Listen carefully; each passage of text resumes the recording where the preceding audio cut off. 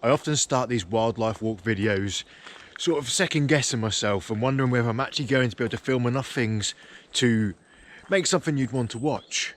But today that's not the case. I've come to RSPB Titchwell on the North Norfolk coast, and as you can probably hear, there's going to be a lot of wildlife to show you. So come on, let's start walking around. Before we start, I should probably show you the bird that was so rudely shouting over my introduction. This is a song thrush, and although they are quite loud, I wouldn't describe it as singing. They usually repeat the same call 3 or 4 times before switching to a different call and then repeating that. RSPB Titchwell is on the North Norfolk coast. It's a place I've visited a few times before, and every time I've seen lots of wildlife.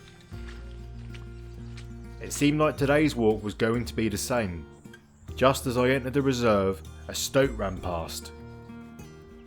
These are members of the mustelid family and are surprisingly related to otters and even badgers.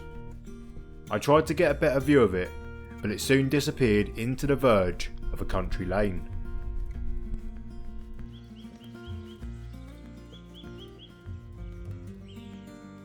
Like a lot of RSPB reserves, Titchwell has a well-stocked bird feeding area. Some of the local birds were having an early morning feed. This one's a wood pigeon, a really common species of woodlands, farmlands and urban areas. I often overlook them, but with their blue heads, they are quite pretty. Nearby, the more brightly coloured blue tits quickly snatched a seed or two from the hanging feeders, whilst down below, several chaffinches hoovered up any spillages. This one, with its peachy feathers and grey cap, is a male, whilst here among the grass is a more plainly coloured female. I left them to their feed. There were lots of hides at Titchwell, and I couldn't wait to get in them. The path gradually opened up as I moved towards the beach, and it didn't take long to spot a bird which you'll probably be sick of by now if you've been watching my recent wildlife walks. Have you guessed what it is yet? It's a little egret.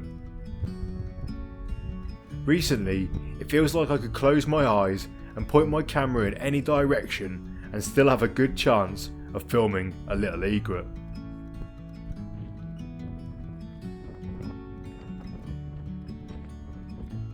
I left the egret, and within a few minutes I made it to the first hide of the day.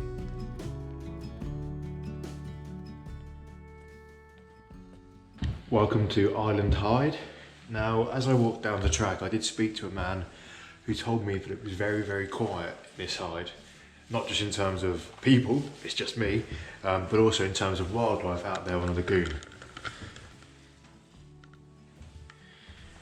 Now, in the distance there are some diggers, so I'm guessing they've disturbed the things that would normally be here, but that's okay. This reserve's pretty big, and if I don't see anything from here, I'll move on to the next hide shortly. I worried for no reason, as when I started to take a closer look, I realised that there was plenty of wildlife to see from here. For example, in just this one small patch of one of the islands, there are 4 species: lapwing, starling, teal and snipe. Most of the lapwings were sheltering from the cold wind, but here you can make out this one's plume of head feathers and the iridescent green sheen on its wings. Nearby, on another small island, these 4 snipe were having a feed. With their camouflage, it's no surprise that they haven't featured too many times in my previous videos. Snipe feed on worms and invertebrates, which they extract from under the water and among the sediment using their long and pointed bills.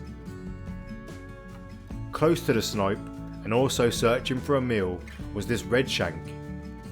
Without the snipe's long bill, it was forced to dunk its full head beneath the water in search of prey. Whilst filming some landscape footage, a large bird came into view in the distance. This is a marsh harrier, and whilst watching the clip back, I realised that there are actually 3 of them in view at one point. It's crazy to think that these birds were once fully extinct in the UK, and as recently as 1971 there was only one breeding pair in the entire country. The birds soon disappeared, but there was plenty more to see back down on the water. These are Brent geese, otherwise known as brants, and they're a long way from where they spent the summer. Around 100,000 of them visit the UK every year, which means we play host to more than a fifth of their global population. Also out on the water were these northern shovelers, named after their oversized bills. Just like with the more common mallards, males are much more colourful than females. In their bills they have special comb-like structures called laminae, which they force water through to filter out small creatures and other organic matter to feed upon. Nearby, these three pintails had came into view. I think I've only filmed these once before, and that was actually at Titchwell 3 or 4 years ago. Less than 30 pairs breed in the UK, but over winter many birds from Northern Europe migrate here for the colder months. 2 of these are males, and they can be separated from the female by their more striking markings and their long pin-like tails.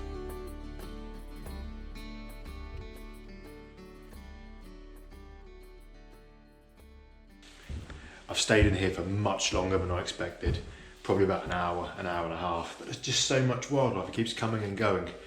But it's time for me to move on. I'm going to have to face the cold and make my way towards the next hide. It was very cold on this visit, around 3 degrees, and probably a bit less than that when you factor in wind chill. It wasn't far to the next hide, and I did not stop on the way.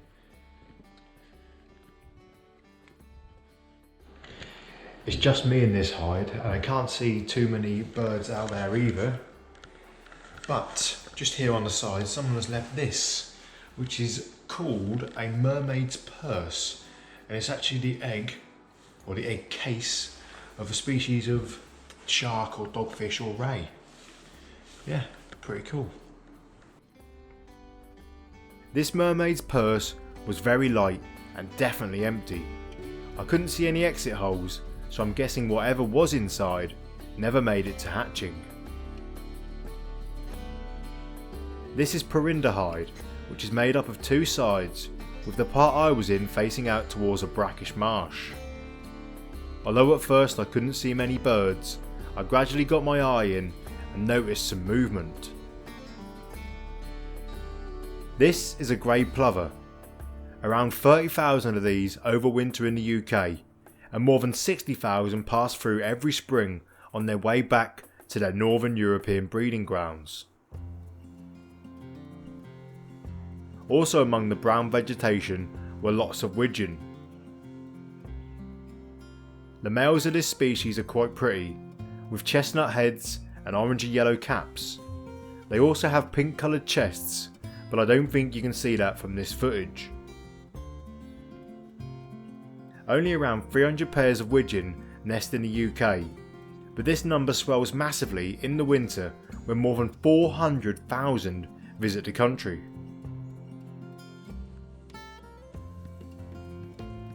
I moved across to the other side of the hide, which faces back towards the freshwater area of the reserve.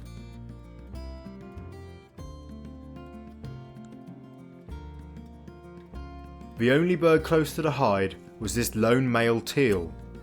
Unfortunately, the light wasn't brilliant, and here you cannot really see the teal patch around the bird's eye, which is where its name comes from. In the distance, a flock of common shelduck were having a preen in some shallow water. These are one of our most colourful species of duck, and I think they're probably my favourite, if I had to decide. Whilst I was watching them, a large flock of Brent geese came and landed on the pool.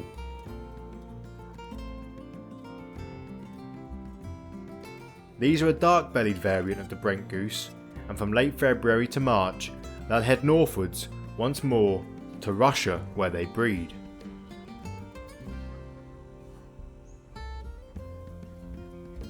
Like the geese, it was time for me to move on.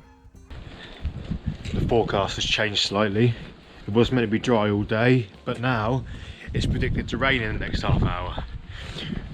Which isn't too good, because I'm now heading to the most exposed part of this entire walk. And, well, I guess I'm going to get wet. Or, yeah. From the next section of path, I could see that the tide had retreated from the brackish marsh, exposing lots of mud and lots of food for birds like this little egret and redshank. The mud is high in nutrients, which means it's jammed full of worms, crustaceans and other invertebrates, and provides a twice daily buffet when the water levels drop. There was a grey plover here too. Watch how it takes a few steps and then pauses to look for movement of its prey. A delicious worm.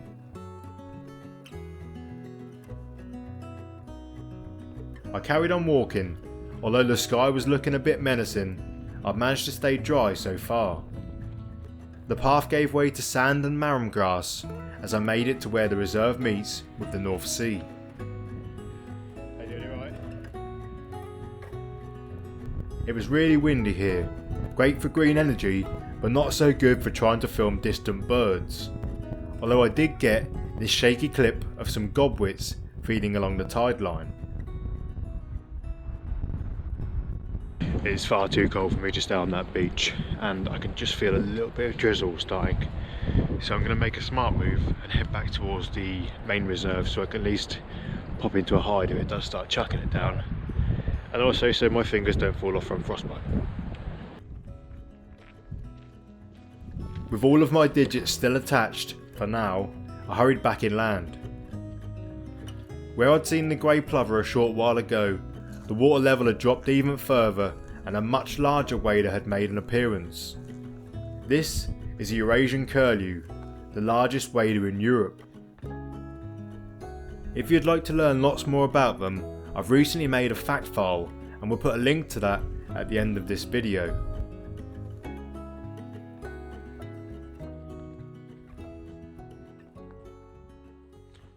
A couple of people just walked past and recognised me from my videos, so I'll just quickly like to say hello to you because I know you'll be watching. Thanks for saying hello, and if anyone else who's watching this does see me at a nature reserve or anywhere else really, absolutely feel free to come and say hello to me. I'm quite friendly in real life as well.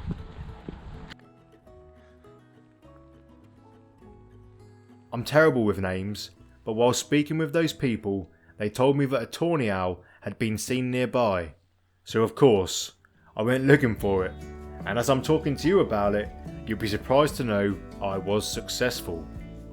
Can you see it? Tawny owls are the most common species of owl in the UK. There are thought to be 50,000 pairs here, but they aren't the easiest bird to find. If I hadn't been told that this one was about, I really don't think I would have seen it. I carried on walking and soon made it to the next and final hide of the day. And once again, I am the only person in this hide. So far today, I think I've been alone in every hide I've visited. Maybe I need to get some new deodorant. I don't think it was a body odour issue. I think the hide was empty because there was unfortunately no wildlife in sight. So it was time to move. I followed the signs for East Trail and after a few minutes came to this watch point, which is apparently good for birds of prey at dawn and dusk. Whilst I was there, the only birds in sight were these tufted ducks. There are 2 males and 2 females here, which can be separated as the males have white wing patches and longer tufts of feathers on the back of their heads. The route I'd planned to take from here was closed to protect nesting birds, so I turned back towards the car park. I didn't see any more wildlife, but I did stop into the reserve's cafe for a well-deserved coffee and cake. that is sadly where today's video has to come to an end. It's been brilliant. I really enjoyed a little bit of winter sun, a little bit of winter rain, and a whole lot of winter cold. If you enjoyed this video, then check out this one that's on the screen now for more British wildlife. Thanks for watching, and I'll see you next time.